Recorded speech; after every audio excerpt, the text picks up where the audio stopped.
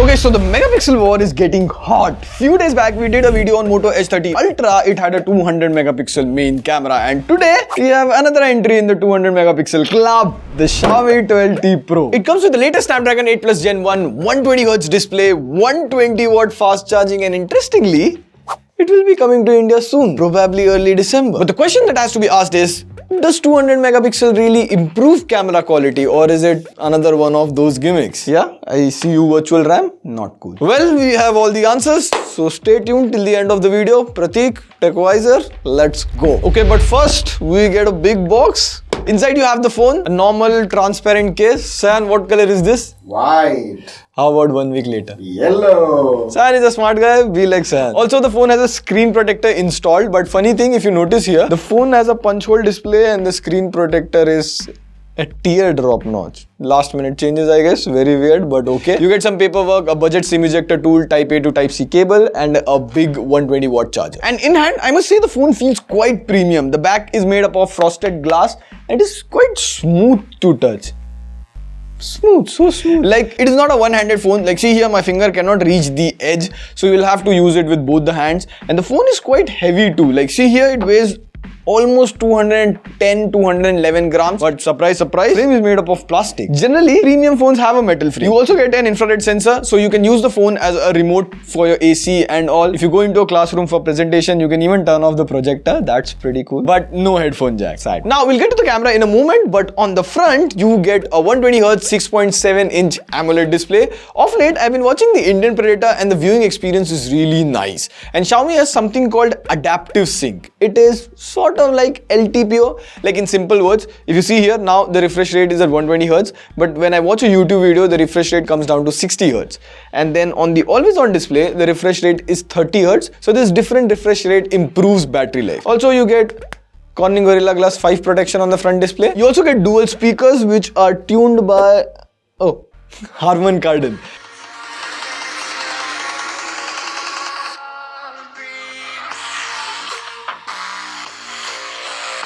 The sound quality is really nice, and like 50% of the audio comes from the right and 50% from the left. These are really good stereo speakers. The audio is also quite loud and clear, so in case you're listening in your bedroom, it should be good. But the main highlight of the phone is the camera. You get a 200 megapixel main camera, and we are out here in practical conditions to test it and tell you how it is. And the pictures come out decent. Like, my skin tone is natural. Overall colors look good, but sometimes it kind of overdoes the saturation. Like, see this picture, my face looks so yellow. So overall the camera is good, but it is not very consistent. But by default, it doesn't click on 200 megapixel. You get a 12 megapixel photo. So you would be like, Prateek, if you take photos in 12 megapixel, then what is the point of having a 200 megapixel sensor? Well, see, 200 megapixel combines 16 pixels into one to give you 12.5 megapixel image. And this is not a new concept. Back in 2013, Nokia PureView 808 had a 43 megapixel camera which took 3 megapixel photos. Yes, Nokia, the OG in smartphone camera innovation. And now in 2022, we have 200 megapixel camera taking 12 megapixel photos.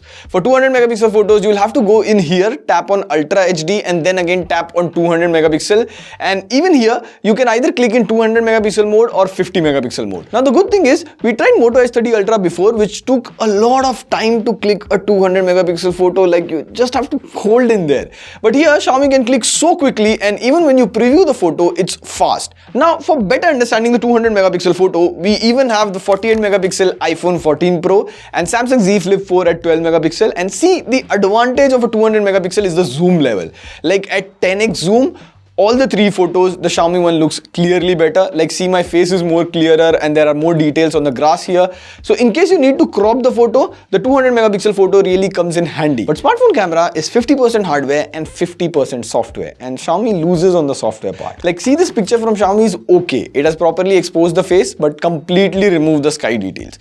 The Z Flip 4 had a bad lens flare on my face. The iPhone 14 Pro, in my opinion, is the best picture. Also, the 200 megapixel camera comes in handy while taking low light pictures. Like, see here, side by side with the iPhone 14 Pro and the Z Flip 4, Xiaomi's picture appears better. It has better clarity and more light. So for sure, the 200 megapixel helps reduce noise, bring sharper photos, better low light photos than a normal 12 megapixel sensor. And along with the 200 megapixel main camera, you get a 8 megapixel ultra wide and 2 megapixel macro camera. Like, just Android things, and let's not talk about it. On the video front, you can shoot maximum at 8K 24 FPS, but who shoots in 8K? But you'll mostly record in 4K 30 FPS, and since the sensor is so big, you can see that good natural blur in the background. 4K video recording looks good. And you get a 20 megapixel front selfie camera, and you can only record up to 1080p 60 FPS. I mean, it's 2022, spaceships can go to Mars, but you cannot do 4K front video recording. Anyways, the selfies come out decent, like typical Xiaomi like selfies. Now you get the latest Snapdragon 8 Plus Gen 1 here, 8GB LPDDR5 RAM, 256GB UFS 3.1 storage. The base variant has 8GB and 128GB storage. Out of the box, it runs on the latest MIUI 13 powered by Android 12. And MIUI 13 brings some extra features, like for instance, you get dynamic app icons here. Like see here, the weather app has the current temperature on the icon itself. You don't even need to open the app. That's so cool. And we made an entire video on MIUI 13, you can check that out after this video, of course. And performance is really good, like day-to-day tasks, opening the browser, watching videos on YouTube, switching between apps, everything runs pretty smoothly. We even ran the CPU throttling test, which checks if your phone heats or not, and it scored pretty nice. And in Antutu, it scored more than 10 lakhs. Really good score for Snapdragon 8 Plus Gen 1. But benchmarks, they are not real life things. So let's play some games and see how it performs. We'll play our favorite Apex Legends. So you can go 60 FPS as smooth graphics, but we'll go Ultra HD because flagship. I got it. So overall the gameplay is really smooth, it doesn't heat up that much, it just gets a bit warm here, but it's fun to play. Coming to the battery, you get a 5000 mAh battery that can charge at 120 watts and you even get the 120 watt charger in the box. So you can go 100% in about 19 minutes. You also get all the important sensors, gyro, compass, proximity, NFC, everything. So finally, does it make sense to have 200 megapixel?